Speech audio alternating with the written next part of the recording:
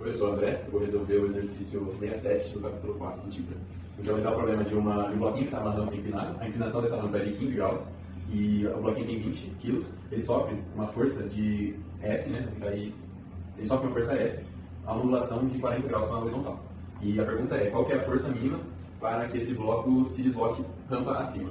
Então, a gente pode decompor essa força, né, a força F, como uma componente X aqui, que ela não está na horizontal, mas a gente compensa fazendo a Fy aqui também, no caso seria com a inclinação da rampa, né?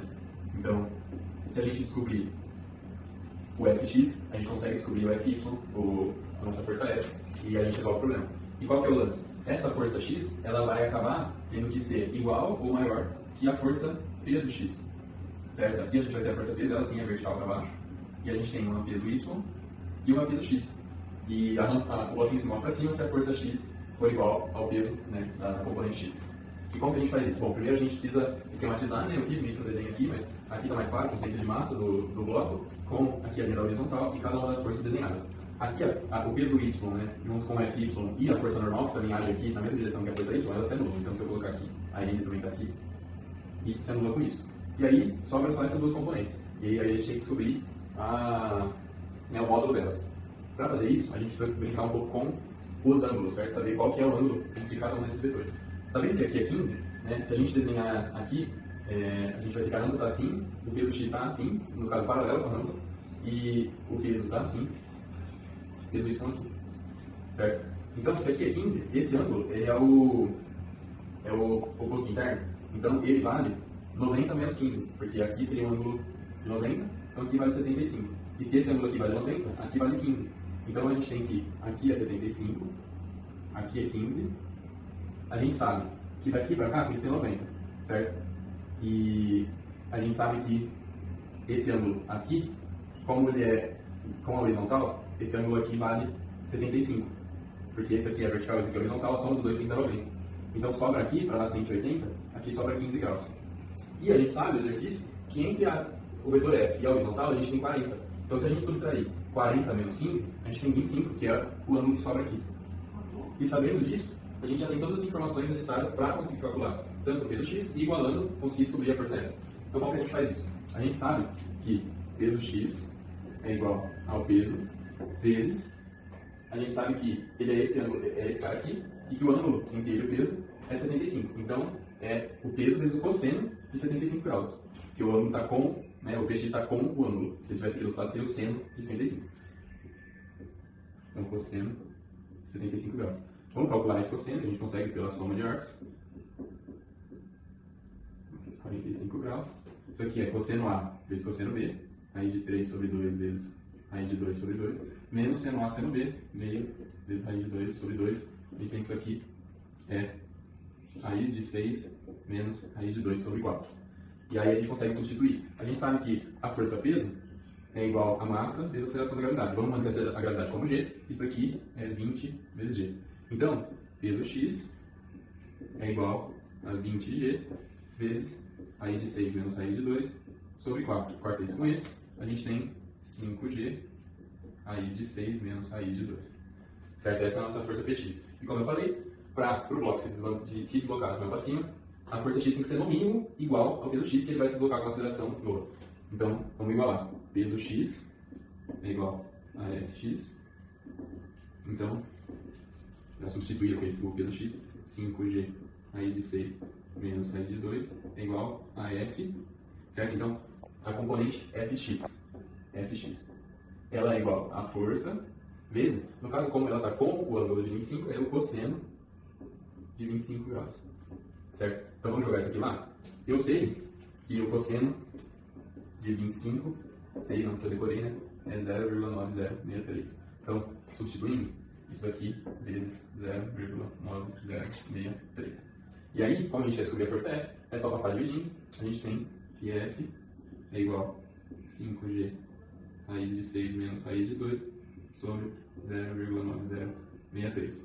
E aí, substituindo o G agora, a gente pode manter a função de G, ou substituir G por 9,8, pode ser 10 também, metros por segundo ao quadrado. A gente vai ter que F é igual aproximadamente 56. Essa resolução. Agora a gente vai resolver o exercício 92, também capítulo 4 do Tipper, e eu já vou aproveitar a situação do exercício para esclarecer algo do exercício anterior, que era de que aquela rampa ela era ideal, não tinha atrito envolvido. Então por isso que eu não desenhei uma força de atrito, né, contrária àquela força F que estava puxando. E agora a mesma coisa, não tem nenhuma força de atrito, é uma rampa ideal, e o cenário do exercício é, dessa vez, tem um bloquinho de 2 kg que está nessa rampa, ele chama de cunha, e a rampa está sofrendo uma aceleração na direção, né, horizontal para a direita. E ele pede para desenhar o diagrama de corpo livre e determinar qual que é a aceleração da rampa nessa situação. Então, vamos pegar nesse bloquinho, a gente sabe que a massa é igual a 2, eu vou anotar aqui, massa é igual a 2 kg, e vamos desenhar as forças aqui, né, a partir do centro de massa. A gente tem a força normal, ela é perpendicular à superfície sobre a qual, né, o bloquinho está apoiado, então aqui essa força normal. E a gente tem a força peso, que ela é sempre vertical para baixo, né? Nosso sentido de orientação, o peso está para baixo, então aqui a força peso. E bom, são só essas duas forças que atuam, né, sobre o bloco. Mas, para a gente poder deduzir alguma coisa, vamos decompor essa força normal em duas forças, né? A gente vai ter aqui a força NY, essa é a força normal do eixo Y, e a gente vai ter a nossa força NX, certo? E como a gente sabe que, em relação à rampa, esse bloquinho está parado, ele está estático, quer dizer que a força peso se anula com a força normal Y. Essa daqui corta com essa daqui. Então, a gente pode igualar, estabelecer uma igualdade, que NY é igual a peso. Só que é NY? NY, a gente sabe que se aqui é 60, a gente sabe que a gente vai ter a situação aqui, né? Que é 60, aqui a gente tem a força peso, e aqui a gente tem a NX. E aqui é normal. Se aqui é 60, esse cara aqui vale 30, que é 90. E logo para dar 90 aqui, esse cara aqui vale 60 também. Então, descendo de baixo, entre o NX e o N, a gente tem um ângulo de 30 graus aqui, certo? Aqui vale 30 graus. Logo, o NY é o N, vamos apagar isso aqui agora. A gente pode falar que o NY é igual ao N vezes, o NY está sem o ângulo, então vezes o seno de 30 graus. E isso é igual ao peso. O que é o peso? É a massa do bloco vezes a aceleração da gravidade. Então isso aqui é igual a 2 vezes G, certo? E aí a gente vai conseguir descobrir, né, o módulo de N. Fica N é igual a 2G sobre seno de 30. Quanto que é o seno de 30? É meio. Logo, N é igual a 4G newtons. Então, como a gente sabe que o N vale isso, a gente consegue descobrir agora a componente NX, que no caso é a força resultante sobre o nosso bloco. Então, força resultante é igual a NX, que é igual a N, que é igual a M vezes A. E o que é a nossa força NX? NX é o N vezes, dessa vez é o cosseno de 30. Então, NX é igual a 4G vezes raiz de 3 sobre 2. Isso é 2G raiz de 3. E agora é só substituir aqui na expressão da força resultante. A gente vai ter que 2G raiz de 3 é igual a 2 vezes a aceleração. E essa aceleração, né, como o bloquinho está se movimentando para lá junto com a cunha, quer dizer que a aceleração do bloco é essa mesma aceleração aqui, é o mesmo A. Então é só cortar, a gente descobriu que a aceleração da cunha, e, né, por consequência do bloco, é raiz de 3 vezes a aceleração da gravidade, metros por segundo ao quadrado. Essa é a resposta do item A. E agora, o item B ele pergunta o que vai acontecer, né, com esse bloquinho se essa aceleração aumentar ou então diminuir. E o que a gente tem que fazer é, a gente vai ter que descobrir qual que é a relação da aceleração com a componente NY, porque ela sempre vai se movimentar para lá, ela está em contato com a cunha, só que ela pode, durante esse movimento, ou o bloquinho pode deslizar para cima ou ele pode deslizar para baixo. E isso, a força peso ela se mantém constante. Então a gente tem que saber como que a componente NY se comporta de acordo com a variação da aceleração. Então essa foi a resolução do item A, agora vamos para a resolução do item B, certo? E, bom, vamos descobrir as equações que relacionam NY com a aceleração. Eu acho que vale a gente pegar essa primeira expressão aqui, NY é igual a N seno de 30. E vamos achar outra expressão que, no caso, a gente consiga sumir com esse N. No caso, se a gente isolar essa equação aqui, a gente vai ter que N, se isolar o N, né, é igual a NX sobre cosseno de 30. Só que o que é NX? É N vezes A. Então, é 2 vezes a aceleração. Se a gente substituir isso daqui aqui, a gente vai ter que ny é igual a 2 vezes a vezes seno de 30 sobre cosseno de 30. Logo, ny é igual a tangente de 30 vezes 2a.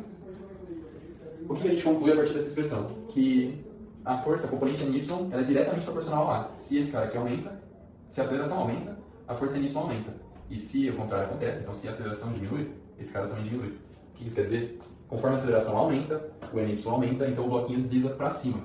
E se a aceleração diminui, a força ny também diminui, nesse caso a força peso começa a vencer, então ele vai deslizar para baixo em relação ao bloquinho, em relação à cunha. Essa é a resolução. Agora vamos lá para o último exercício, dessa vez é o 107 do capítulo 5 sobre centro de massa. Ele fala de dois bastões, são iguais, de mesmo comprimento L, e eles estão unidos um ao outro, e o ângulo de junção deles é 90 graus, e ele pede para a gente calcular o centro de massa do sistema. O que ele pede também? Né? Tá um bastão aqui, o outro bastão aqui, né? 90 graus, é o ângulo, né, da junção deles. Ele pede para a gente falar que o ponto de junção é o 0,0, é a origem do plano de coordenadas. E aí a gente tem que definir qual que é o centro de massa em relação à origem. Então, a gente sabe que o centro de massa do bastão que está ali está bem no meio dele, que ele é um bastão uniforme, assim como esse daqui, porque são dois bastões iguais. E aí, a gente sabe que o centro de massa do sistema é o meio, se a gente tiver uma reta, se a gente tiver dois, né, centros de massa aqui, o centro de massa desse sistema está bem no meio, já que os dois têm magnitude igual. Então, como que a gente faz? A gente desenha uma reta que une os dois, e a gente sabe que o nosso centro de massa vai estar bem aqui no meio. Isso, né, só é possível por causa dos bastões serem idênticos e uniformes. E, enfim, né, o que a gente consegue deduzir é, já que esse cara aqui, tudo isso daqui vale L, então cada uma desses segmentos menores vale L sobre 2. Então se aqui vale L sobre 2, aqui também a gente sabe que é um triângulo isósceles. E aqui então vale 45 graus, assim como aqui em cima. Os dois valem 45. Aqui é a origem. E, então vamos descobrir qual que é as coordenadas x e y desse ponto. A primeira coisa que eu acho prudente a gente fazer é descobrir qual que é o comprimento, né, desse caminho inteiro. Eu vou chamar isso aqui de A, porque A, que eu chamo André, então é o A. E a gente pode, né, descobrir ele, já que é um triângulo retângulo, ele é um Pitágoras de L sobre 2 e L sobre 2. Passa a raiz, a gente tem a raiz de L ao quadrado sobre 4 mais L ao quadrado sobre 4. Isso aqui é igual a raiz de 2 L ao quadrado sobre 4. Sai tudo aqui, né, que tem raiz, fica L sobre 2 vezes a raiz de 2. Esse é o comprimento total. O que a gente pode fazer, vou apagar aqui esse 45, né, só para a gente deixar mais fácil de visualizar isso. O que a gente precisa saber é a altura desse cara aqui, né, no eixo Y, e a distância que ele está da origem no eixo X. Então, se a gente desenhar esse cara aqui já é a nossa altura, a gente pode falar que esse aqui é o Y, e esse cara aqui, a distância daqui até aqui, é o X. Então, vamos dar um zoom nesse triangulinho aqui. A gente tem isso daqui, ó. Certo? Aqui valendo 45.